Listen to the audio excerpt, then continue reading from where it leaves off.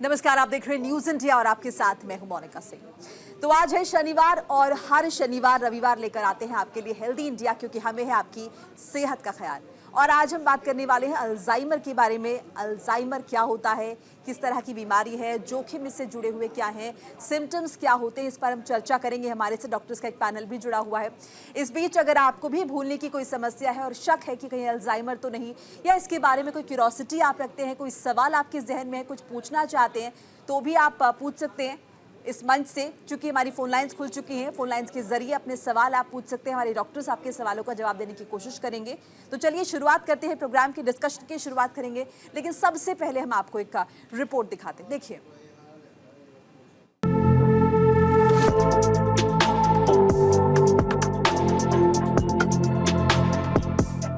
वैश्विक स्तर पर पिछले 1-2 दशक में कई प्रकार की क्रोनिक बीमारियों के मामले काफी तेजी से बढ़ते हुए रिपोर्ट किए गए हैं। लगभग सभी उम्र के लोग इसका शिकार पाए जा रहे हैं। स्वास्थ्य विशेषज्ञ कहते हैं कि डायबिटीज, हार्ट की समस्याओं के साथ साथ बच्चों युवाओं में बढ़ती न्यूरोलॉजिकल बीमारियां गंभीर चिंता का कारण बनी हुई हैं। इससे न सिर्फ शारीरिक और मानसिक स्वास्थ्य पर नकारात्मक असर होने का खतरा रहता है, साथ ही ये क्वालिटी ऑफ लाइफ को भी गंभीर रूप से प्रभावित करने वाली हो सकती है। एक अध्ययन के मुताबिक साल 2021 में दुनिया भर में 370 करोड़ से अधिक लोग इस प्रकार की न्यूरोलॉजिकल समस्याओं के साथ जी रहे थे। अल्जाइमर रोग एक ऐसी ही समस्या है। ये एक न्यूरो डीजेनरेटिव बीमारी है जो मस्तिष्क में तंत्रिका कोशिकाओं के प्रभावित होने के कारण होती है। 65 से अधिक उम्र वालों में इस रोग का खतरा अधिक देखा जाता है। अल्जाइमर रोग स्मृति, सोच और व्यवहार को नकारात्मक रूप से प्रभावित करता है। ये बदलाव रोजाना के जीवन पर काफी असर डालते हैं। अल्जाइमर रोग 60 से 80% डिमेंशिया मामलों के लिए जिम्मेदार है। नई रिसर्च के मुताबिक एक प्रोटीन के जरिए अल्जाइमर रोग की प्रगति को धीमा किया जा सकता है। यानी ये कहना कि अल्जाइमर का इलाज अब मुमकिन नहीं है, ये गुजरे जमाने की बात है। अल्जाइमर रोग विकसित करने वाले अधिकांश लोग 65 वर्ष या उससे अधिक आयु के होते हैं। अगर आपके परिवार में किसी सदस्य को कभी अल्जाइमर रहा है तो आप भी इसके शिकार हो सकते हैं। अगर हम अल्जाइमर के लक्षणों की बात करें तो कमजोर याददाश्त, समस्या सुलझाने में मुश्किल होना, बोलने या लिखने में परेशानी होना, समय या जगह के बारे में कंफ्यूजन होना,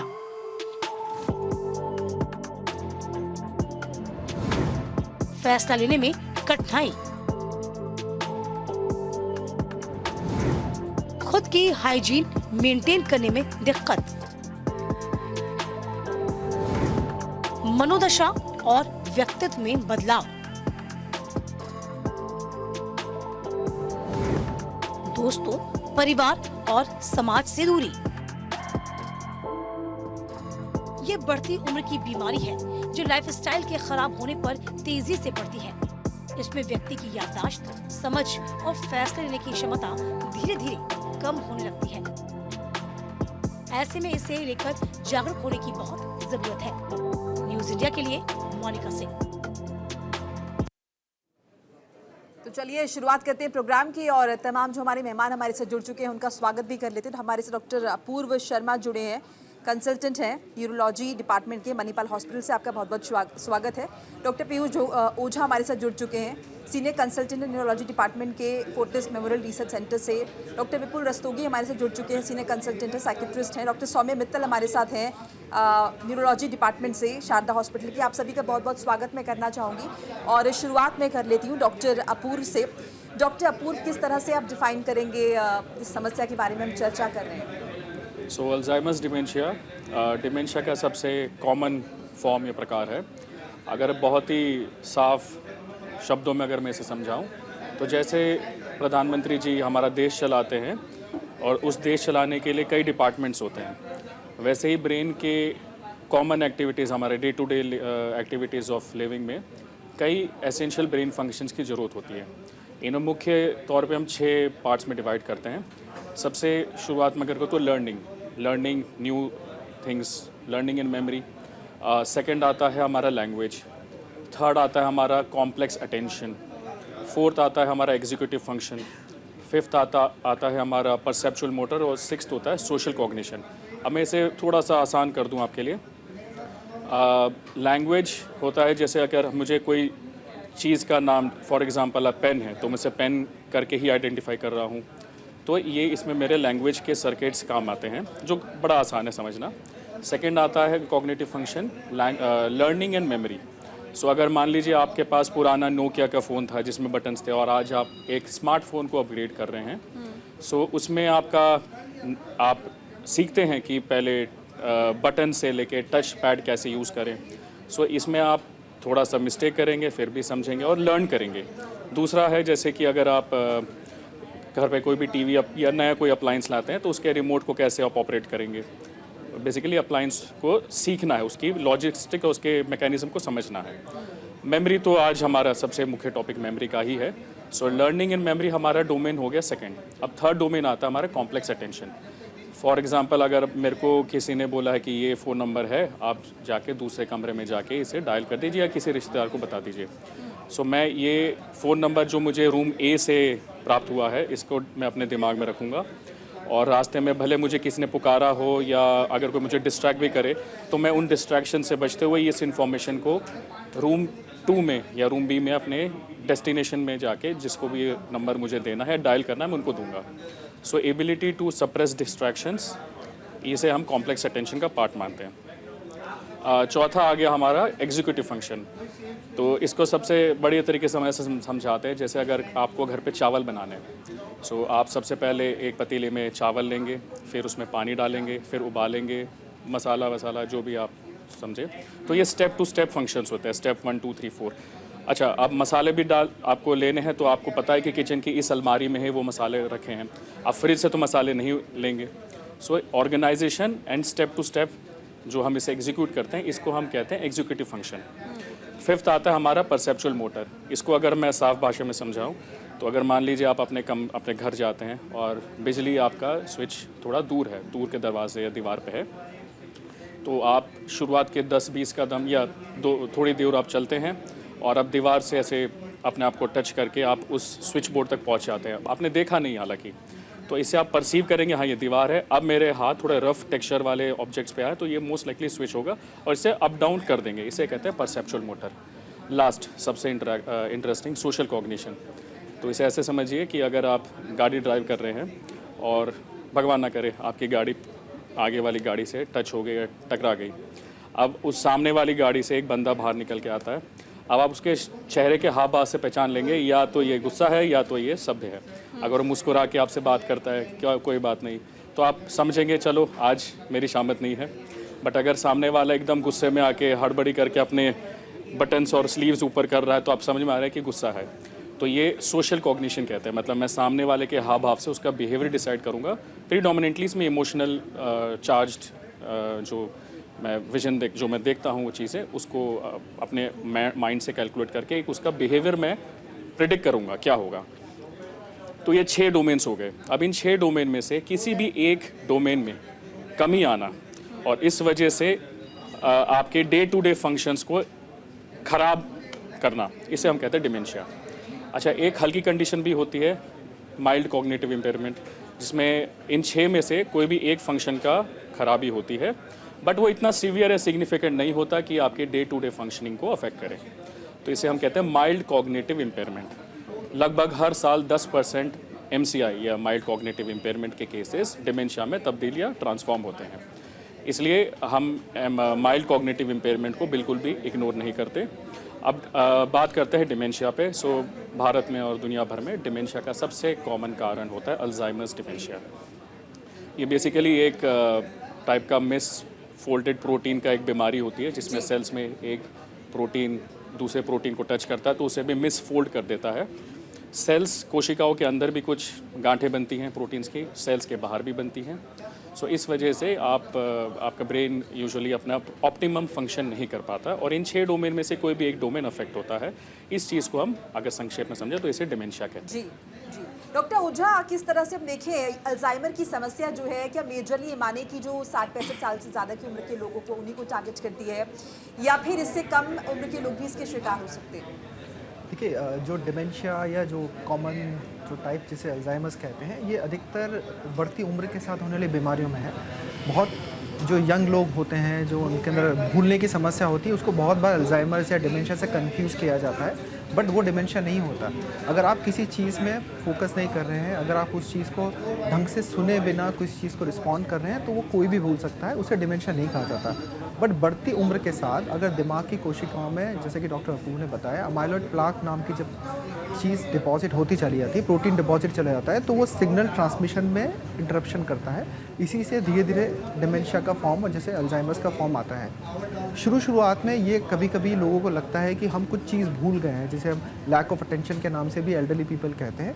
बट जैसे जैसे बीमारी बढ़ती जाती है, 60-65 के ऊपर बढ़ती जाती है, तो दूसरी ज़िंदगी की लाइफस्टाइल के जो हमारे डोमेन्स होते हैं, जैसे कि लोगों से मिलना, आप कपड़े कैसे पहन रहे हैं, दैनिक दिनचर्या के जो काम। रुकना चाहूँगी, कॉलर हमारे साथ जुड़ चुके हैं जितेंद्र कानपुर से। जितेंद्र जी, बहुत बहुत स्वागत है आपका, सवाल पूछिए अपना। जी सर, मैं डिस्ट्रिक्ट फतेहपुर इलाहाबाद से बोल रहा हूँ सर। जी बोलिए। जी सर, मुझे दिक्कत होती है, मैं सर में मेरे दर्द हमेशा बना रहता है और जो है सर भारी भारी रहता है। दूसरों की बात अच्छी नहीं लगती, अगर कोई बोलता है मेरे सामने तो मुझे अच्छा नहीं लगता है, मैं वहाँ से हट जाता हूँ। जी, तो मेजरली आपको सिर दर्द की शिकायत है, भूलने की कोई समस्या नहीं है? नहीं जी, वैसे आज हम चर्चा जो कर रहे थे अल्जाइमर के बारे में कर रहे थे, लेकिन फिर भी डॉक्टर विपुल, अगर आप इनकी समस्या सुन पाए हो तो प्लीज इनकी हेल्प कीजिए। अच्छा, मुझे ना बहुत ज्यादा आवाज आ ही नहीं है। जी, इन्होंने कहा इनको सर में दर्द रहता है जो कि काफी परेशान करता है, और इस बीच अगर कोई इनसे बात करने चाहता है तो ये इरिटेटेड फील करते हैं, अनॉयड फील करते हैं। जी, आप देखिए, डिपेंड करता है और बहुत सारे सिम्टम्स पे कि इनकी क्या उम्र है, इनको कोई और बीमारियां तो नहीं है। क्योंकि हेडेक एक बहुत ही कॉमन सी चीज़ है, वो साइकोलॉजिकल कारण से भी हो सकती है, वो न्यूरोलॉजिकल कारण से भी हो सकती है। थोड़ी बेटर हिस्ट्री समझना ज़रूरी है। सारी जो सर दर्द है वो बहुत रिस्की वाली चीज़ नहीं होती, बट आपको न्यूरोलॉजिकल और साइकोलॉजिकल दोनों कंडीशन में हेडेक मिल सकता है। चलिए, हम उम्मीद करते हैं कि आपकी कुछ समस्या का समाधान करने में कामयाब रहेंगे इस बीच। लेकिन एक बार फिर से दर्शकों को याद दिला दें कि आज हम बात करें भूलने की बीमारी के बारे में। अल्जाइमर हमारा आज का टॉपिक है। अगर इससे जुड़ा कोई सवाल आप पूछना चाहते हैं, कुछ जानना चाहते हैं, तो आप ज़रूर पूछ सकते हैं इस मंच के माध्यम से। डॉक्टर ओझा, प्लीज़ अपनी बात पूरी कर लीजिए। तो जैसे कि मैं आपको बता रहा था कि शुरुआती जो लक्षण होते हैं वो थोड़ा थोड़ा भूलना होता है। जो 60-65 उम्र के ऊपर के लोग होते हैं वो हल्की हल्की चीज़ें भूलने लग जाते हैं, जैसे कि सुबह उन्होंने खाने में क्या खाया था। अगर वो कुछ बीमारी से ग्रसित हैं, जैसे कि डायबिटीज़ या ब्लड प्रेशर, उसके दवा भूल जाते हैं। किसी चीज़ के बारे में बार बार अपने घर वालों से पूछने लग जाते हैं कि आज सुबह कोई आया था तो वो कौन था। बट जैसे जैसे बीमारी बढ़ती जाती है, वो ज़िंदगी की दूसरी दिनचर्या की जो हमारी चीज़ें होती हैं, जैसे कि कपड़े पहनने में दिक्कत आना, अगर वो अपने घर के सारे काम करते हैं तो उन चीज़ों करने में दिक्कतें आना, अगर कहीं घर के बाहर निकलते हैं तो घर का रास्ता भूल जाना। पर अपने काम वो खुद कर पाते हैं, बट बीमारी के बढ़ने के साथ साथ इंडिपेंडेंट लाइफस्टाइल भी अफेक्ट होती चली जाती है, और जब सीवियर एडवांस डिजीज़ होती है तब उनको अपने घर वालों की सहायता की ज़्यादा ज़रूरत पड़ जाती है। जी, डॉक्टर स्वामी, पार्किंसन में एक समस्या इसी से जुड़ी हुई है, इन दोनों को किस तरह से डिफरेंशिएट करें? देखिए, पार्किंसंस डिजीज और अल्जाइमर्स डिजीज दोनों में ही एक चीज़ आती है कि दे कॉमन एक प्रोटीन डेफिशिएंसी, प्रोटीन के एक्सेस से होता है।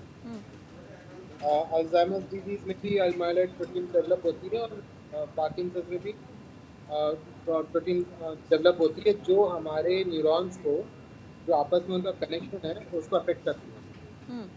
अब उसके साथ हम पार्किंसंस डिजीज में हमारा जो डोपामिन का लेवल है, जो केमिकल होता है, जो हमारे मूवमेंट को कोऑर्डिनेट करता है कि हमारा जो मूवमेंट है वो एक सा हो, वो भी कम हो जाता है।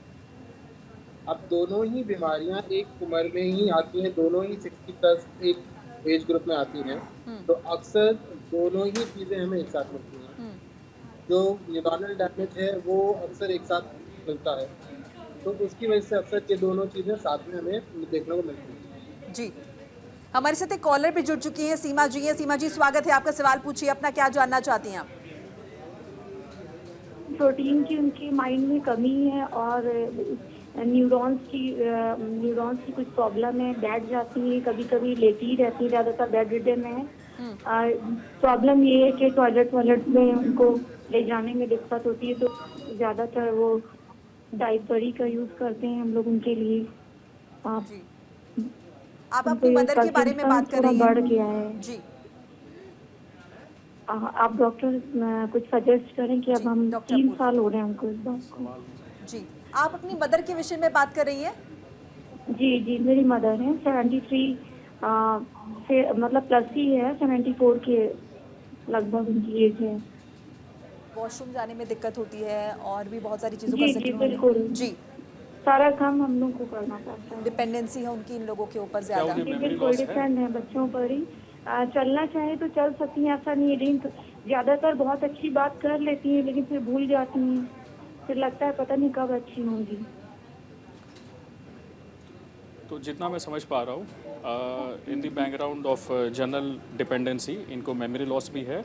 और कभी कभार एक इंटरेस्टिंग चीज़ मैं डिस्कस कर लेता हूँ कि जिन वृद्ध लोगों को डिमेंशिया की प्रॉब्लम होती है, इनमें कभी भी भगवान ना करे अगर हल्का सा भी यूरिन ट्रैक इन्फेक्शन या थोड़ा भी निमोनिया या upper respiratory tract infection, basically कोई भी बॉडी में इन्फेक्शन या इन्फ्लेमेशन आने से इनका जो ब्रेन डीजनरेशन है, एक तो ये एक्सेलरेट हो जाता है, काफ़ी तेज़ हो जाता है ब्रेन डीजनरेशन, और दूसरा टेम्पररी इनके ब्रेन के फंक्शंस में काफ़ी भारी कमी हो जाती है।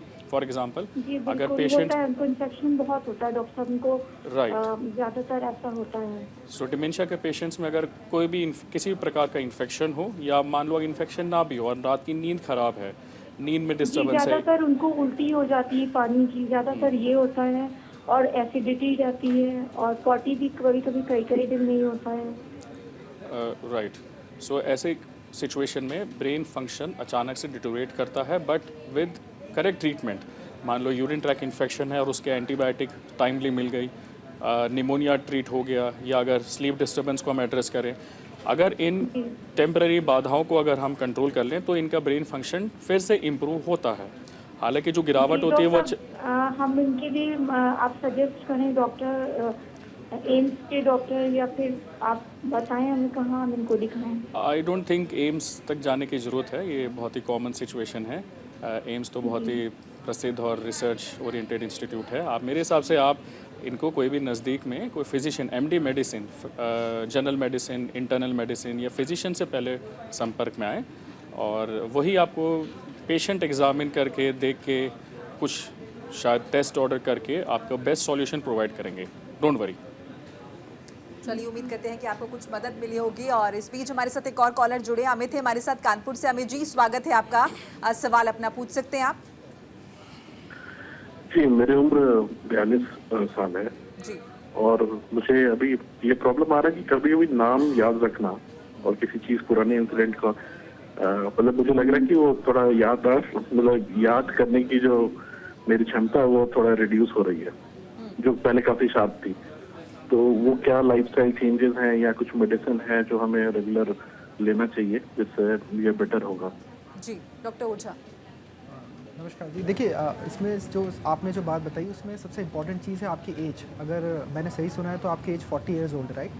तो 40 ईयर्स में हम ये चीज़ एक्सपेक्ट करते नहीं है। नॉर्मली जो डिमेंशिया या अल्जाइमर जो हम बात करते हैं, मोर देन 60 डॉक्टर ओझा, अगर थोड़ा सा आप लाउड बोलें तो बहुत अच्छा रहेगा। सॉरी, माफ़ी चाहता हूँ। सो नॉर्मली जो हम डिमेंशिया या अल्जाइमर सोचते हैं वो मोर देन 60-65 एज की बीमारी है। 40 ईयर्स के अंदर हम क्लासिकल डिमेंशिया एक्सपेक्ट नहीं करते हैं। अगर आपको सिर्फ भूलने की दिक्कत है तो इसके और भी बहुत कारण होते हैं जो कि मेरे हिसाब से इन्वेस्टिगेट करने चाहिए। कुछ लोगों में अगर डिप्रेशन या अवसाद की एक बीमारी होती है तो उसको भी हम एक डिमेंशिया के फॉर्म में देखते हैं, जिसे हम स्यूडो डिमेंशिया कहते हैं। पर अगर रिस्क फैक्टर्स हैं जैसे कि ब्लड प्रेशर, डायबिटीज़, उसके अंदर कभी कभी ब्रेन के अंदर डैमेज या स्ट्रोक होने से भी भूलने की बीमारी आ सकती है।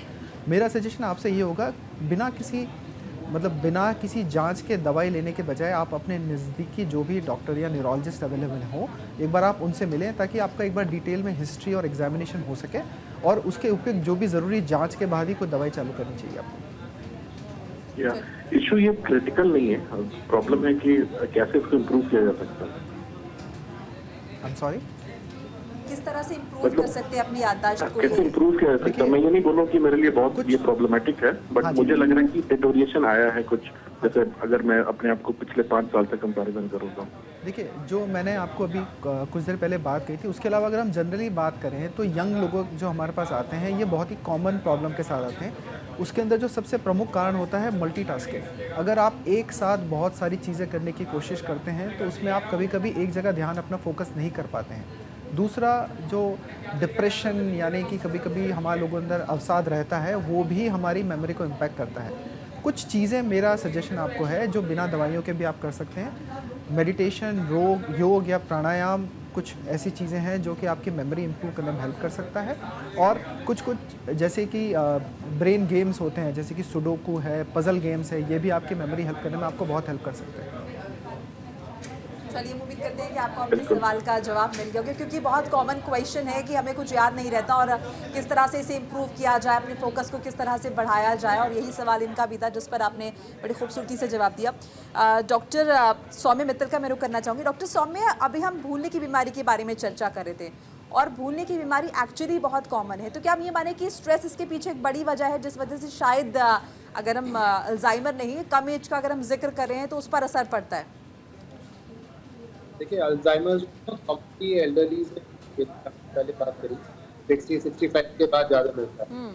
यंगर एज ग्रुप में हमें एक डिफरेंट लेवल में बोल लगता है, जैसा मैं अभी लास्ट क्वार्टर में बोला कि इनको याददाश्त रहती है।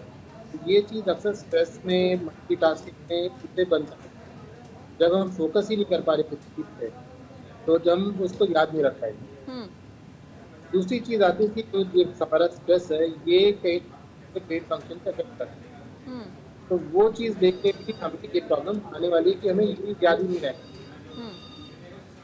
तो ये चीज़ बिल्कुल। डॉक्टर, एक और चीज़ ये हो जाती है कि एक उम्र के बाद तो हम ये मान लेते हैं कि अगर हमारे पेरेंट्स हैं या ग्रैंड पेरेंट्स हैं कि अगर वो कोई बात याद नहीं रख पा रहे, so it is very common, इनकी उम्र बढ़ रही है, नहीं याद रख पा रहे, तो क्या ये चिंता का विषय है कि अगर वो याद नहीं रख पा रहे, या फिर जो बाकी सिम्टम्स का जिक्र हम कर रहे हैं वो अगर साथ में आते हैं तब हम मान सकते हैं कि वाकई में ये चिंता का विषय है? डॉक्टर विपुल। देखिए, डिमेंशिया को लोग ये मान लेते हैं सिर्फ भूलने की बीमारी है, और जैसे कि वो अभी कानपुर वाले जो लोग थे जिन्होंने कॉल करा था, उनको सिर्फ कंसंट्रेशन या भूलने के इशू आ रहे थे, उसको हम डिमेंशिया नहीं कह सकते।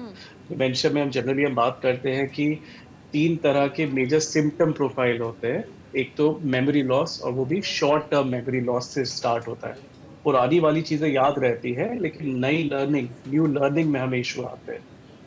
तो लोग यही बोलते हैं, अरे इनको डिमेंशिया कैसे हो सकता है कि पुरानी चीजें तो याद हैं, लेकिन प्रॉब्लम शॉर्ट टर्म मेमोरी से ही स्टार्ट होती है।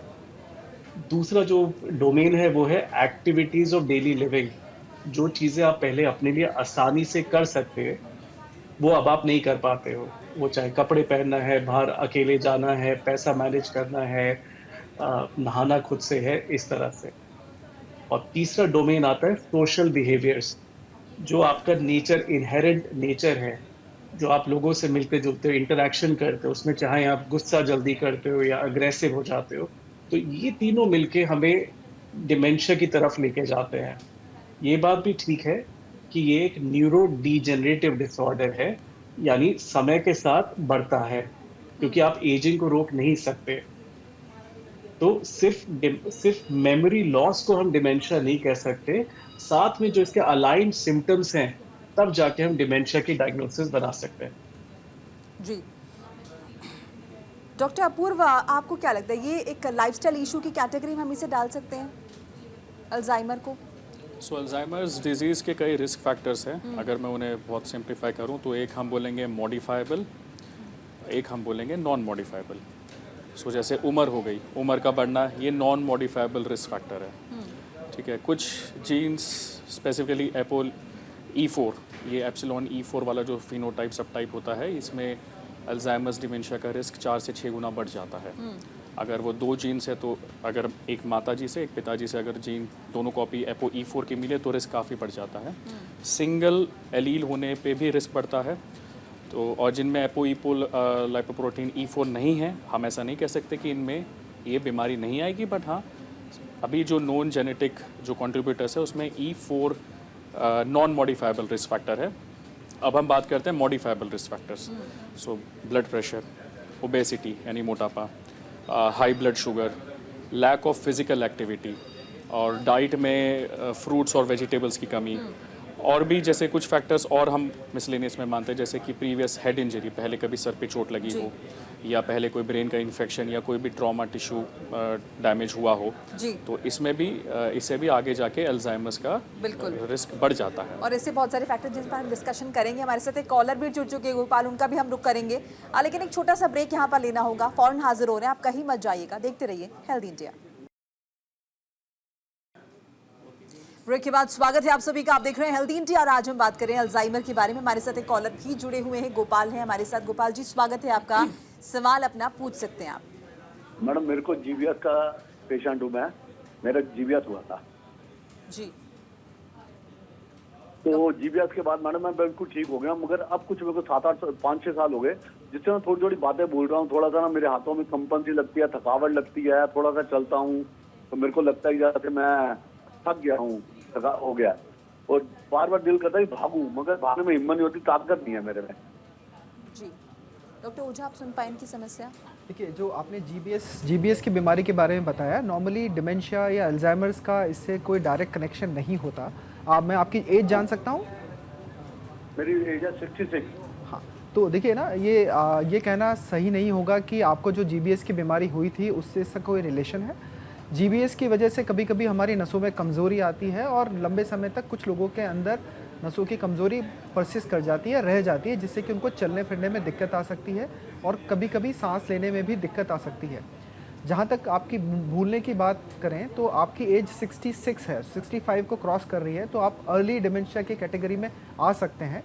तो यहाँ पर हमारे लिए देखना ज़रूरी है कि क्या आपके अंदर कोई और रिस्क फैक्टर्स भी हैं, जैसे कि ब्लड प्रेशर, शुगर, स्मोकिंग एक इम्पॉर्टेंट रिस्क फैक्टर है। तो जीबीएस को मेरे हिसाब से साइड में रखकर हमको इस पॉइंट ऑफ व्यू से आपको देखना चाहिए और उसके हिसाब से आपका इलाज के बारे में सोचना चाहिए। तो ये अगर नोएडा में कौन से डॉक्टर हैं जो डॉक्टर विपुल रस्तोगी, ये कौन से आप नोएडा में इनका है कोई? सॉरी सर, आप सॉरी जी। ओझा, डॉक्टर अपूर्व शर्मा, ये न्यूरोलॉजिस्ट कौन से हैं? तो सर, हम इस मन से कोशिश कर रहे हैं कि आपको कुछ गाइड हम कर पाएँ और उम्मीद करते हैं कि वो गाइडेंस आपको शायद मिल गई होगी।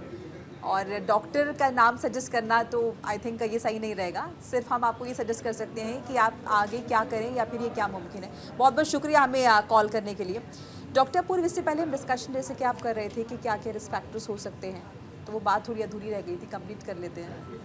हाँ, तो रिस्क फैक्टर्स पे बेसिकली जो हमने बात करी थी, मॉडिफाइबल, नॉन मॉडिफाइबल और सम अदर रिस्क फैक्टर्स।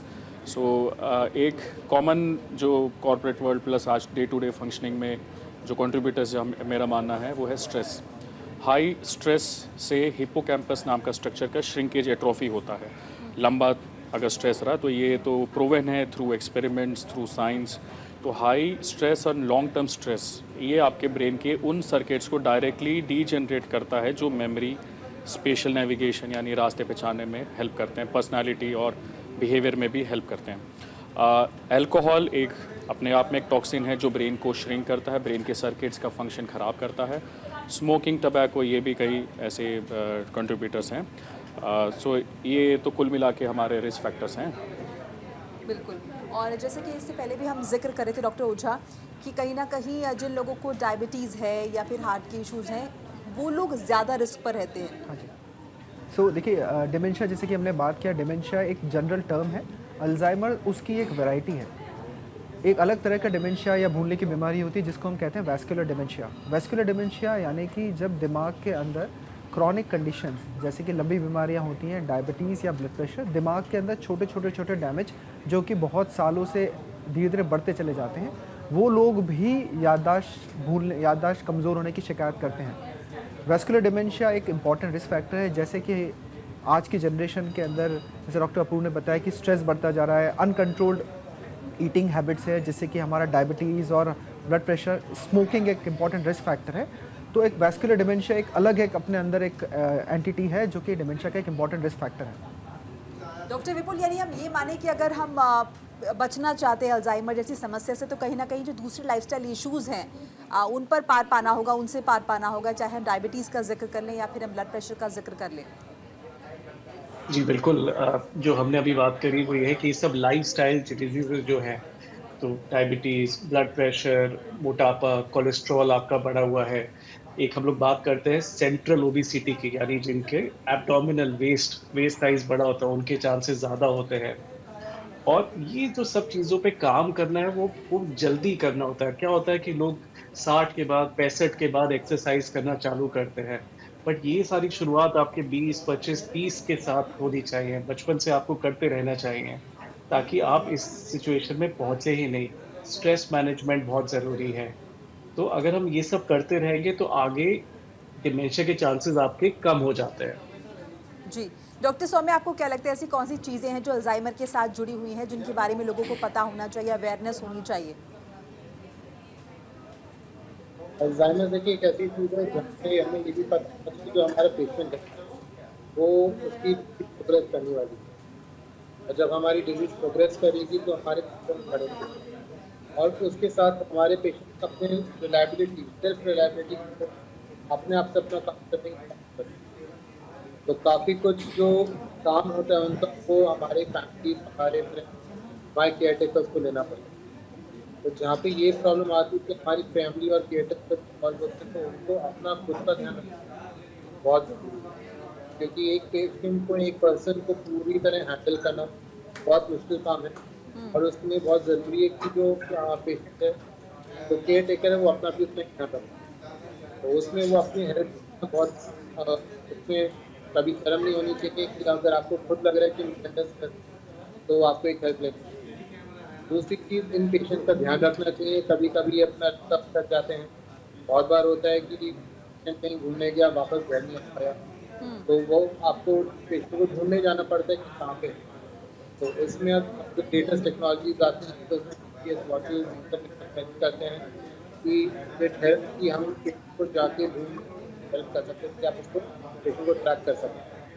इनके अपने इन्फेक्शन, न्यूट्रिशनल प्रॉब्लम, ये सब बहुत ज़रूरी है, क्योंकि सब पेशेंट खुद से अपने आप को नहीं बता पाएगा कि हमें क्या चीज़ की ज़रूरत लग रही है। निमोनिया, इन्फेक्शन, ये सारी चीज़ें बन सकती हैं। सबसे अक्सर पेशेंट आते हैं कि हमने खाना खा लिया फिर भी हमारे पेशेंट तो अब इस उम्र में शुगर भी ब्लड प्रेशर भी आ रहा है। हर चीज़ को हमें ध्यान से रखना है, हर चीज़ को हमें कंट्रोल में करना है। पेशेंट का एक तरह से पूरा दारमदार और भी है, वो एक बहुत स्ट्रेसफुल है, बहुत इंपॉर्टेंट चीज़ है, उसके ऊपर ध्यान रखें। बिल्कुल, हमारे साथ एक कॉलर जुड़े हैं, मुंबई से प्रेम है। प्रेम, आपका बहुत बहुत स्वागत है, सवाल पूछिए सर अपना। मैं ये पूछना चाहता हूँ कि मैं नाम भूल जाता हूँ, किसी भी चीज़ का होता है, और वो जब आप बोलते हैं तो नाम याद आता है। इस बीमारी को कैसे रिलेट किया जाएगा? डॉक्टर अपूर्व। अच्छा, तो नाम भूलना बहुत ही कॉमन अकरेंस है, कई बार तो हमारे साथ भी हो जाता है। मेरे साथ भी। तो हम इसमें ऐसे बोलेंगे, अगर आपको ये याद है कि आप क्या भूल रहे हैं और आपको ये भी याद है कि आप भूल रहे हैं, तो आपको डिमेंशिया नहीं है।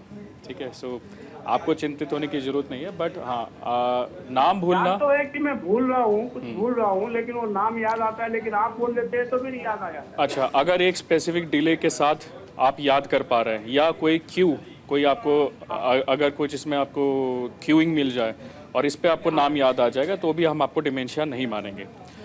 डिमेंशिया अगर आइसोलेटेड मेमोरी को अफेक्ट करती है तो ये इतना सिग्निफिकेंट होना चाहिए कि आपके काम रुक जाए, आपके इंटरपर्सनल रिलेशंस में जो भी आपके शुभचिंतक, सगे संबंधी है, वो भी इस डेफिसिट को ऑब्जर्व करें। सो तब तो हम, मेरी एज 76 है। कितनी? 76। ओके। तो सर देखिए, इसमें जो हमारे प्रैक्टिस में सबसे कॉमन कारण जो हम मानते हैं वो है कि B12 डिफिशिएंसी। यूजुअली एज में आके हम डाइट तो उतना ही लेते हैं, B12 सप्लीमेंट्स भी आई एम श्योर आपको डाइट में मिल रहे होंगे, बट हमारे आंतड़ियों की जो विलाई होती है, जो नॉर्मली हम अगर देखें तो इंटेस्टाइन में ऐसी विलाइज होती हैं जो न्यूट्रिएंट्स को एब्जॉर्ब करते हैं, एक एज के बाद वो ऑलमोस्ट ब्लंट हो जाती हैं। फॉर एग्जांपल, मैं 100 मिलीग्राम B12 खा रहा हूँ तो मेरा शरीर शायद 20 मिलीग्राम एब्जॉर्ब कर रहा है, आपका फॉर एग्जांपल 2 कर रहा है, 2 मिलीग्राम। सो पहले तो अपने B12 लेवल, थायराइड स्टेट, इसको आप चेक कराइए। और अगर ये दोनों नॉर्मल हैं फिर भी मैं आपको सजेस्ट करूँगा कि B1, B3, B6, B12 ये 4 की बी कॉम्प्लेक्स वाइटामिन्स होते हैं जो मेमोरी सर्किट्स को ऑगमेंट करते हैं। तो अपने नज़दीकी डॉक्टर से जाके किस फॉर्म में लेना है डिस्कस कर लीजिएगा। और इसके अलावा आप मेमोरी गेम्स, सुडोकू और पजल गेम्स, जैसे एक आता है ऑब्जेक्ट फाइंडर, आजकल तो हर चीज़ मोबाइल पे इजीली अवेलेबल है, तो आप ऐप या गेम डाउनलोड कर सकते हैं। बट फर्स्ट एंड फॉरमोस्ट ये बेसिक टेस्ट करा लीजिए। MRI ब्रेन की ज़रूरत है कि नहीं वो आपके नज़दीक में जो भी डॉक्टर असेस करेंगे वो आपको गाइड कर लेंगे। आपको डिमेंशिया नहीं है वैसे। Thank you. जी, हमारे साथ एक और कॉलर जुड़े हैं, सहदीप जी जुड़े हैं फरीदाबाद से। सर अपना सवाल पूछिए। हाँ नमस्ते मैडम, पहले तो हेल्थ प्रोग्राम के लिए शुक्रिया जी क्योंकि हेल्थ इज वेल्थ। तो मैं सभी डॉक्टर को नमस्ते। हेलो जी जी, बहुत बहुत धन्यवाद हेलो। आपका जी। नमस्कार। हाँ, मुझे मतलब 2012 में प्रॉब्लम हुई थी लिम्फोमा की। हेलो जी, सुन पा रहे हैं आपको सर, आप बात रखिए। हाँ, जी 2012 में लिम्फोमा हुआ था, नीचे स्टेज में पकड़ा गया था। मैं ठीक हूँ, एनुअल चेकअप के लिए जाता हूँ। जी तो मेरी एज 71 प्लस है जी और मेरा HP 15 है और प्लेटलेट 1,85,000। जी तो मैं आप एडवाइस करता हूँ डॉक्टर से, सो दैट आई में भी की वेल। मैं सैर भी खूब करता हूँ। जी सर, किस चीज़ की एडवाइस चाहते हैं आप? इसी बारे में जो अभी प्रोग्राम आ रहा है ना, एल्जाइमर या तो मतलब मैंने अपने डिटेल्स बता दिए तो ताकि मैं अवेयर रहूँ। मैं रीडिंग की भी हैबिट है मेरी। ओके, ठीक है डॉक्टर ओझा, अगर आप इन्हें क्या अवेयरनेस के लिए। जी पहले सर आप ये बता पाएंगे कि आपको कुछ भूलने की दिक्कत है या आपकी दैनिक दिनचर्या में कोई? नहीं ऐसे सब कुछ ऑलमोस्ट याद रहता है। मेरी रीडिंग की हैबिट है खूब और चलने की भी। नहीं, अगर आपकी रीडिंग की हैबिट है तो मैं कहूँगा इसको प्लीज़ कंटिन्यू रखिए। देखिए, अगर आपके अंदर कोई लक्षण नहीं है तो चिंतित होने की कोई ज़रूरत नहीं है। बट हाँ, जैसे कि बढ़ती उम्र के साथ ये तकलीफ बढ़ती है, तो जैसा मेरा सजेशन पहले भी था कि आप रीडिंग एक बहुत ही अच्छी आदत है, आपने उसको प्लीज़ कंटिन्यू रखें। साथ साथ कुछ अपनी लाइफस्टाइल के अंदर कुछ जैसे गेम्स होते हैं जिनको हम सुडोकू, पजल या क्रॉसवर्ड्स आते हैं अखबार में, जो वर्णमालाएं आती हैं वर्ण, उनको करते रहें। अगर कभी आपको मेमोरी की, याददाश्त की कोई दिक्कत हो तो आप जिन भी डॉक्टर से अपना लिम्फोमा का ट्रीटमेंट करते हैं उनसे एक बार संपर्क जरूर करें। बट आप जो कर रहे हैं मेरे हिसाब से सही कर रहे हैं, प्लीज़ कंटिन्यू करें। हाँ जी, इसीलिए मैंने आपको डिटेल्स बता दी ताकि आगे से अवेयर रहूँ मैं। तो आप सबका थैंक यू इस प्रोग्राम के लिए। हेल्थ इज वेल्थ, तो ये हेल्थ के प्रोग्राम तो होते ही रहने चाहिए। जी, धन्यवाद हमें देखने के लिए। और हर हफ्ते आप हमारा प्रोग्राम देखिए, हमारे साथ जुड़े रहिए। हर बार नई समस्या के साथ आते हैं और निश्चित तौर पर समाधान का भी हम डिस्कशन करते हैं। डॉक्टर विपुल, किस तरह से डायग्नोस करते हैं आप इस समस्या को? अगर हम जिक्र करें अल्जाइमर को, कोई अगर आपके पास शख्स जाता है तो किस तरह से आप डायग्नोस करते हैं? इसमें 3 तरीके से लोगों की डायग्नोसिस बनाई जाती है। सबसे ज़रूरी है हिस्ट्री समझना, क्या प्रॉब्लम्स आ रही हैं, कब से आ रही है और क्या क्या संबंधित इश्यूज है साथ में। ये तो हो गया आपका पहला, हिस्ट्री टेकिंग। दूसरा, फिर न्यूरोसाइकोलॉजिकल असेसमेंट कराए जाते हैं। कुछ आपके क्वेश्चनेयर्स होते हैं जिसको कराया जाता है, जिससे एक स्कोरिंग मिलती है देखने के लिए कि कौन सा हिस्सा कितना अच्छा काम कर रहा है दिमाग का। और तीसरा होता है इन्वेस्टिगेशंस। तो जैसे बात कर रहे थे, किसी को MRI की ज़रूरत है या नहीं है, कुछ ब्लड टेस्ट, थायराइड का लेवल, B12 का लेवल, इस तरह से तीनों को साथ में लेके फिर एक डायग्नोसिस बनाई जाती है डिमेंशिया की। उसमें भी कौन से टाइप का डिमेंशिया है उसके लिए अलग से थोड़ी टेस्ट हो सकते हैं, बट मोटा मोटा ये 3 चीज़ें मिलके डायग्नोसिस बनाते हैं: history, psychological assessment and structural या फिर इन्वेस्टिगेशंस। जी डॉक्टर अपूर्व, कितने लोग आपके पास आते हैं और मेजरली क्या कॉमन प्रॉब्लम जो है वो आपको सुनने को, देखने को मिलती है? ज़्यादातर मेरे प्रैक्टिस में हम MCI या डिमेंशिया के अगर केसेस देखते हैं तो ज़्यादातर उनमें मेमोरी को कंप्लेन करते हैं। देखिए, मेमोरी एक ऐसा essential day to day activity है जिसके बिना हम कर ही नहीं सकते। अब डेली, चलो मैं आपको ये नहीं बोलूँगा कि आप एक ऐसे बनाइए, डेली मैं आपको नहीं बोलूँगा कि आप म्यूज़िक को एक गाना बनाइए, बट मेमोरी जैसे चाबी कहाँ रख के बाद में भूल जाना, हिसाब का गड़बड़ होना, तो ये सबसे जो commonly activities of daily living affect होती हैं। तो इसमें मुख्य रोल एक तो अटेंशन, मेमोरी और तीसरा एग्जीक्यूटिव फंक्शंस के रहते हैं। हालांकि एग्जीक्यूटिव फंक्शंस अफेक्ट होते होते काफ़ी लेट होते हैं। अर्लीस्ट पेशेंट जो सबसे पहले जो पेशेंट के नज़र में आता है, पेशेंट उसे वर्दी समझता है कि फर्दर इवैल्यूएट कराएं, वो है मेमोरी के इश्यूज़ में से ही आते हैं हमारे पास ज़्यादातर केस। डॉक्टर ओझा, अगर हम ट्रीट ना करें अल्जाइमर को सही समय पे तो वर्स्ट क्या सिनेरियो हो सकता है? देखिए, जो अधिकतर जो मरीज़ आते हैं वो शुरुआती लक्षणों के साथ आते हैं। इलाज करने के दो पहलू हैं। पहला तो जो मॉडिफाइबल रिस्क फैक्टर्स हैं, जैसे कि ब्लड प्रेशर, शुगर, अगर आप उनको ट्रीट ना करें या फिर अगर जो लक्षण आ रहे हैं उनको ट्रीट ना करें, तो धीरे धीरे जो मामूली लक्षण है, जैसे कि शुरुआती याददाश्त की कमज़ोरी, कि सुबह क्या खाया था, जिसे रीसेंट मेमोरी लॉस कहते हैं, वो अफेक्टेड होती है। बट धीरे धीरे बीमारी बढ़ने के साथ साथ मरीज़ की दिनचर्या पूरी तरह प्रभावित होने लग जाती है। घर में हमें कहाँ जाना है, कपड़े कैसे पहनना है, अगर वो खाना बनाते हैं तो खाना कैसे बनाना है, अपना खुद का ख्याल नहीं रख पाते। घर के बाहर अगर जाते हैं तो घर से बाहर रास्ता ढूंढने में भी उनको दिक्कत आती है और वो पूरा फैमिली के ऊपर डिपेंडेंट हो जाते हैं, जो कि एक अच्छी स्टेट नहीं होती। जी डॉक्टर विपुल, के लाइफ स्पैन पर भी इसका असर पड़ता है अगर सही समय पर ट्रीट ना किया जाए तो अल्जाइमर को? देखिए, वैसे भी एक डीजेनरेटिव डिजीज है, यानी आगे जाके बढ़ता ही है। ज़्यादातर रिसर्च ये कहती है कि अगर किसी के अल्जाइमर्स की डायग्नोसिस बनती है तो उसके बाद करीब 7-8 साल तक उनका जीवन और रहता है। तो हालांकि ये कहीं कंफर्म नहीं है, बट एवरेज आपको मैं बता रहा हूँ मैं। बट क्योंकि दिमाग से ही सारी चीज़ें कंट्रोल होती हैं, बॉडी के सारी फंक्शनिंग कंट्रोल होती है, अगर ब्रेन में घिसावट आ रही है तो लाइफ स्पैन पे फ़र्क पड़ता है। जी डॉक्टर सौम्य, क्या ये माने कि बहुत ज़्यादा ड्रिंक करने से या फिर स्मोक करने से भी इसका बहुत नेगेटिव इफेक्ट पड़ता है? वैसे तो जनरली भी हेल्थ पर इसका बहुत ख़राब असर पड़ता है, लेकिन अगर हम अल्जाइमर के केस का जिक्र करें तो कितना नेगेटिव इम्पैक्ट मानते हैं आप? बिल्कुल, देखिए अल्कोहल और स्मोक दोनों ही हमारे न्यूरॉन्स को बहुत ज़्यादा अफेक्ट करते हैं। वो अपने आप में एक इंडिविजुअल रिस्क फैक्टर है कि जो सेल्स हैं वो उस पर नेगेटिव इफेक्ट पड़ता है और वो सेल्स रिएक्ट करने लगता है। तो डेफिनेटली इसको अवॉइड करना, कोई इसमें शक नहीं है कि अल्कोहल और दोनों ही डिमेंशिया में सिग्निफिकेंटली पॉजिटिव रिस्पॉन्स को इफेक्ट कर सकते हैं।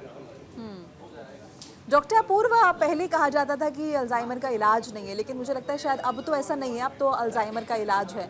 तो किस तरह से आप लोग इसे ट्रीट करते हैं? सो अल्जाइमर्स का मैनेजमेंट अभी तक आपने सही कहा, ऐसा बोला जाता था कि दवाएं नहीं है। मैं मैनेजमेंट को सिंप्लीफाई कर देता हूँ। मोस्ट इम्पॉर्टेंट अभी भी आज के ज़माने में वैलिड है लाइफस्टाइल मॉडिफिकेशन। लाइफस्टाइल मॉडिफिकेशन में एक्सरसाइज करना, फ्रूट्स, वेजिटेबल्स, होल फूड जो कुदरत ने हमें खाने की ऑब्जेक्ट्स दिए वो खाना, स्ट्रेस कम से कम लेना, नींद ऑप्टिमल रखना। नींद को हम ऑप्टिमल ऐसे कहते हैं, आप रात को सो जाएं और सुबह बिना अलार्म के जब आपकी ऑटोमेटिकली अपने आप आँख खुले, इसे हम कहते हैं optimal sleep. Blood pressure, obesity, sugar, diabetes, इनको स्ट्रिक्ट कंट्रोल में रखना। ये तो होगी हमारे लाइफस्टाइल मैनेजमेंट की बात। अब हम आते हैं दवाओं पे। सो अगर मैं इसे आम भाषा में समझाऊं तो हर बीमारी के दो प्रकार के दवाओं से इलाज होते हैं। एक होता है सिम्टोमेटिक है, लक्षणों का इलाज। एक होता है कि बीमारी की असल वजह का इलाज। सो अभी भी भारत में हमारे पास सिम्टोमेटिक थेरेपी के नाम पे दो दवा हैं। एक हम कहते हैं कोलिनेस्टरेज इनहिबिटर्स, जिनका काम मुख्य होता है ब्रेन में एसिटाइल कोलिन नाम का केमिकल को बढ़ाना। दूसरा आता है हमारा मेमेंटिन, जो मॉडरेट टू सीवियर डिमेंशिया में एनएमडी एंटागोनिस्ट की तरह काम करते हैं। बेसिकली डैमेज को और रोकता है। अभी बहुत इंकरेजिंग रिजल्ट्स विदेश से आ रहे हैं, जैसे डिजीज़ मॉडिफाइंग थेरेपी अल्जाइमर्स में पिछली 4 साल में 3 दवा अप्रूव हो चुकी हैं। एक तो आई थिंक 2-3 महीने पहले ही अप्रूव हुई है। अच्छा, इन दवाओं का काम होता है कि ये उन स्पेसिफिक अमाइलॉइड जो प्रोटीन की गांठें बनती हैं कोशिकाओं के बाहर, ये ब्लड से इन्फ्यूज़ होते हैं, ब्लड से ब्रेन में पेनिट्रेट करके वो एंटीबॉडीज़ उन प्रोटीन की गांठों को पकड़ के उनको डिज़ोल्व कर देते हैं, जिससे कि बीमारी थियोरेटिकल ग्राउंड्स पे प्रोग्रेशन रुक जाए। हालांकि ये जो अप्रूव्ड थेरेपी है only for mild cognitive impairment या very early stages of Alzheimer's dementia, जिसे हम कहते हैं स्टेज माइल्ड डिमेंशिया में स्टेज 1, 2, 3, उसमें ही हम इसे अप्रूव्ड है यूज़ करने के लिए। बट ये दवा इतनी आसान भी नहीं प्रोक्योर करना। इन दवाओं के अपने ही चैलेंजेस होते हैं। फॉर एग्जांपल, बिना ApoE4 म्यूटेशन के चेक करे हुए, पॉलीमॉर्फिज्म को चेक करे हुए दवा नहीं दी जाती। हालांकि दवा अभी भारत में उपलब्ध नहीं है, बट फिर भी हमें उम्मीद है कि अगले कुछ सालों में आ जाएंगी। दूसरी, इन इन्फ्यूजन से ब्रेन में कई बार ब्रेन के सरफेस और पैरेन्काइमा में थोड़ी सी सूजन या ब्लीडिंग के पॉइंट्स बन सकते हैं, जो कि स्टडीज़ जो रिसर्च में पाए गए अप टू 25%, यानी 1/4 मरीजों में इन इन्फ्यूजन से थोड़े से रिएक्शन ब्रेन में आते हैं। हालांकि सिम्टोमेटिक रिएक्शन जो सूजन आती है वो केवल उनसे भी आता है, नहीं 12.5% में ही होता है। सो ये दवा का काम जैसा बताया कि ये प्रोटीन अमाइलॉइड पेट अमाइलॉइड बीटा चेन्स को उसको डिसफॉर्म होने से रोक देती है। जी, हमारे साथ एक कॉलर जुड़ चुके हैं, विजेंद्र है हमारे साथ फरीदाबाद से। सर आपका स्वागत है, सवाल पूछिए अपना। नमस्कार मैडम। जी नमस्कार। मैडम जैसे कभी कभार हम जैसे बोलते हैं तो बोलते हुए बोलना कुछ चाहते हैं और आवाज जैसे कुछ निकलती है। जी डॉक्टर पीयूष, आप थोड़ा इसको और विस्तार में बता पाएंगे, आप क्या कहना चाहते हैं? जैसे सर हम बोलना जैसे चाहेंगे कुछ, बोलना चाहेंगे कुछ और निकलता है कुछ। मतलब आप शब्दों की बात कर रहे हैं? आपको इंस्टेंस बताइए, कोई उदाहरण दीजिए। उदाहरण बता पाएंगे आप? जैसे मान लो सर मैं आपका नाम लेना चाह रहा हूँ, हाँ, और जैसे कि जल्दी में कुछ बोलना चाह रहा हूँ तो निकल जाता है कुछ और, लगता है कि मैं गलत बोल गया। बट क्या आप तुरंत उसको करेक्ट कर लेते हैं फिर? हाँ जी तुरंत। आपकी उम्र कितनी है सर? 45। नहीं, देखिए ना, कभी कभी ये थोड़ा सा जो लैक ऑफ अटेंशन की वजह से भी होता है। जैसे कि हमने अभी पहले भी बात हुई थी कि अगर कोई चीज़ आप भूल रहे हैं बट उसको तुरंत याद कर पा रहे हैं या फिर मिनिमल क्यू से आप उसको याद कर पा रहे हैं, तो ये कोई सिग्निफिकेंट नहीं होती। आपका इससे कोई लाइफस्टाइल पे कुछ फ़र्क पड़ रहा है इससे, या फिर कोई ऐसा इंस्टेंस हो गया है जो आपको प्रभावित किया हो बहुत? नहीं, मुझे तो लगा कि ये क्या दिक्कत है, ये 1-2 महीने से ऐसी दिक्कत हुई है। कुछ दिन से मेरी दवा चल रही है गैस्ट्रिक वगैरह की। हाँ जी। मैं सोचा कहीं इसकी वजह से तो नहीं है। हाँ, देखिए ना, जैसे अभी थोड़ी देर पहले बात हुई थी कि कुछ एसेंशियल विटामिन्स होते हैं, जैसे कि विटामिन B12 होता है, जिसकी कमी से ये सब कुछ कुछ लक्षण हो सकते हैं। तो मेरा सजेशन आपको यही होगा कि एक बार आप जिन भी डॉक्टर से अपना इलाज करा रहे हैं उनसे एक बार मिलें, विटामिन B12 की जांच ज़रूर करा लें एक बार। कुछ लोगों के अंदर थायराइड की लेवल फ्लक्चुएशन होने से भी ऐसा हो सकता है। हाँ, थायराइड मेरा बढ़ा हुआ है। हाँ, ये तो इन चीज़ों को आप अगर रेगुलराइज करेंगे और साथ ही साथ थायराइड नहीं, कोलेस्ट्रॉल। तो कोलेस्ट्रॉल जब बढ़ता है तो ये सब चीज़ें प्रभावित कर सकती हैं। बट अपनी दिनचर्या का भी ख्याल रखें। जैसा पहले ही बात हुई, कुछ माइंड गेम्स जो होते हैं, सुडोकू, पजल्स, उनको सॉल्व करते रहें और जो भी आपकी डेफिशिएंसी अगर निकलती है उनका इलाज करें। मेरी आशा है कि आप ठीक रहेंगे। जी। चलिए, उम्मीद करते हैं कि आपको आपके सवाल का जवाब मिल गया होगा। डॉक्टर विपुल, आप भी जैसे हम लगातार ट्रीटमेंट के बारे में भी चर्चा कर रहे थे और जैसे कि डॉक्टर साहब ने जिक्र किया कि ट्रीटमेंट है लेकिन शायद अभी उतना कॉमन नहीं है, तो मैनेजमेंट किस तरह से करते हैं? और जैसे कि जिक्र हो रहा है एक्सरसाइज पर जोर देना, सो जो ऑलरेडी 60-65 प्लस हैं, किस तरह से आप उन्हें एक्सरसाइज सजेस्ट करते हैं, किस तरह से मैनेजमेंट उन्हें बताते हैं? अच्छा, मोनिका जी, देखिए, prevention is always better than cure. तो आज भी हम सब बात कर रहे हैं, तो पहले हमने प्रिवेंटिव चीज़ों की बात करी कि लाइफ में पहले से आप बदलाव लाइए ताकि आप आगे जाके इस बीमारी के शिकार ना बने। अब अगर किसी को हो गया है तो उसमें सबसे पहले, जैसे डॉक्टर अपूर्व कह रहे थे, लाइफस्टाइल मॉडिफिकेशन बहुत ज़रूरी है। तो अपनी लाइफ में अपने को बिजी रखना, रूटीन टाइम टेबल बनाना, एक्सरसाइज उसमें जोड़ना, क्योंकि आप जितना खाली रहेंगे उतना ज़्यादा आपका ब्रेन और डिटोरिएट करेगा। तो ब्रेन को एक्सरसाइज की ज़रूरत है। पहला ये हो गया। दूसरा, हमने अभी मेंटल पजल्स की बात करी थी, तो सुडोकू है, क्रॉसवर्ड्स है, रीडिंग है, ये सब बहुत ज़रूरी है। तीसरा, डिबेटिंग एंड डिस्कसिंग। तो इसमें ग्रुप एक्टिविटीज़ बहुत हेल्प करती है। आपने बात करी, आपने आज न्यूज़ में क्या देखा, न्यूज़पेपर में क्या पढ़ा। अदरवाइज अगर आप सिर्फ पढ़ लेते हो तो वो सॉलिटरी एक्टिविटी है, उससे ब्रेन उतना स्टिमुलेट नहीं होता। बट अगर आप औरों से बात करते हो, अच्छा क्या हो रहा था, क्यों हो रहा था, तो ब्रेन को ब्रेन के लिए फ्यूल है वो चीज़। इसमें फिर साइकोलॉजिस्ट का सपोर्ट कि और कैसे आप अपनी मेमोरी को अच्छा कर सकते हैं। एंड अल्टीमेटली जो दवाइयाँ हैं, तो दवाइयाँ हेल्प करती है, अभी उतना अच्छा हेल्प नहीं करती, और नई दवाइयाँ आएंगी तो हमें और फ़ायदा मिलेगा। एक चीज़ और जो साथ में होती है कि डिमेंशिया के साथ हमेशा थोड़ा सा डिप्रेशन ज़रूर आता है, क्योंकि आपके लाइफ रिस्ट्रिक्टेड हो जाता है, और जब डिप्रेशन आता है तो डिमेंशिया के सिम्टम्स ज़्यादा उभर के पता चलते हैं। तो अगर डिप्रेशन है या एंग्जाइटी है तो उसका भी साथ में इलाज करा जाए तो मरीज और बेटर रहते हैं। निश्चित तौर पर। एक कॉलर भी हमारे से जुड़ चुके हैं, वीना जी हैं, स्वागत है आपका। सवाल पूछ लीजिए अपना। वीना जी, सवाल पूछिए अपना। डॉक्टर साहब से बात कराओ। डॉक्टर साहब यहीं पर है, आप बोलिए, पूछिए। अच्छा जी, मैं नमस्ते जी। जी हेलो जी, नमस्कार, सवाल पूछिए मैम। मैडम, मैं चीज रख के भूल जाती हूँ, पता नहीं कहाँ रख देती हूँ, याद नहीं रहता। ये भी याद नहीं रहता सुबह क्या खाया था। और मैडम आपके स्क्रीन पे फोन नंबर 1 मिनट तो आना चाहिए, 1 मिनट भी नंबर नहीं आता। ठीक है, अपनी उम्र बता दीजिए बस, कितनी है आपकी? 57। ठीक है, बहुत बहुत शुक्रिया कॉल करने के लिए। 57 इनकी उम्र है और इन्हें कुछ याद नहीं रहता है।